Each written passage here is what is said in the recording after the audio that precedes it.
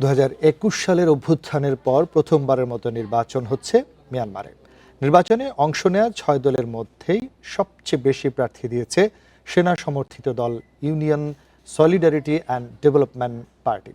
এমন পরিস্থিতিতে এই নির্বাচন মিয়ানমারে স্থিতিশীলতা আনতে ব্যর্থ হবে বলে শঙ্কা বিশ্লেষকদের। এদিকে নির্বাচনকে প্রহসন আখ্যা দিয়ে সমালোচনা করেছে জান্তা বিরোধীরা। মিয়ানমারে সামরিক শাসনের অধীনে অনুষ্ঠিত হতে যাচ্ছে জাতীয় নির্বাচন।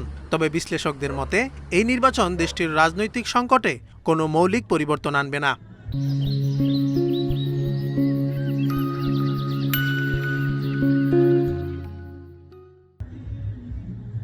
মিয়ানমারের এই নির্বাচনকে সামরিক জান্তার বৈধতা পাওয়ার কৌশল হিসেবে দেখছেন পর্যবেক্ষকরা। তাদের মতে বিরোধী দল ও প্রতিরোধ শক্তিকে বাইরে রেখে করা কোনো নির্বাচনই দেশটিতে স্থিতিশীলতা আনতে পারবে না, বরং এটি চলমান সংকটকে আরও দীর্ঘায়িত করতে পারে।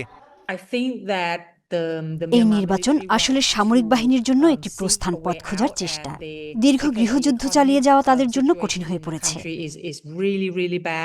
বিশ্লেষকরা বলছেন, অর্থনৈতিক সংকট এবং আন্তর্জাতিক বিচ্ছিন্নতার কারণে জান্তা সরকার এখন একটি তথাকথিত স্বাভাবিকতা দেখাতে চায়। এই নির্বাচন অন্তর্ভুক্তিমূলক নয়। জাতিগত গোষ্ঠী কিংবা জাতীয় ঐক্য সরকারকে এতে রাখা হয়নি। এতে ফলাফল আগেই অনুমেয়। এবারের নির্বাচনে অংশ নিচ্ছে 6টি রাজনৈতিক দল।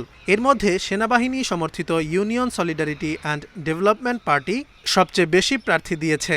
কার্যক্রম নিষিদ্ধ করায় নির্বাচনে অংশ নেয়ার সুযোগ পাচ্ছে না 40টি দল।